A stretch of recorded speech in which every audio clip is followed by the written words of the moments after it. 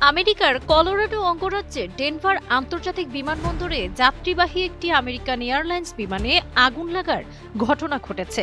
১৭৩ যাত্রী নিয়ে ওড়ার অপেক্ষায় ছিল বিমানটি। হঠাৎ বিকট শব্দ হয় এবং বিমানের পেছনের অংশ থেকে ধোঁয়া ও আগুন দেখা যায়। বিমানটির ল্যান্ডিং গিয়ারের সমস্যা থেকেই আগুনের সূত্রপাত। এরপর বিমানটি জরুরি অবতরণ করে এবং যাত্রীদের দ্রুত সরিয়ে নেওয়া হয়। এতে একজন আহত হলে তাকে হাসপাতালে নেওয়া হয়। শনিবার স্থানীয় সময় বিকেল 2:45 ডেনভার থেকে মিয়ামিগামী আমেরিকান এয়ারলাইন্সের ফ্লাইট 3023 বোয়িং 737 ম্যাক্স 8 উড্ডয়নের আগ মুহূর্তে এই ঘটনা ঘটে। বিমানটি তখনও রানওয়েতে ছিল।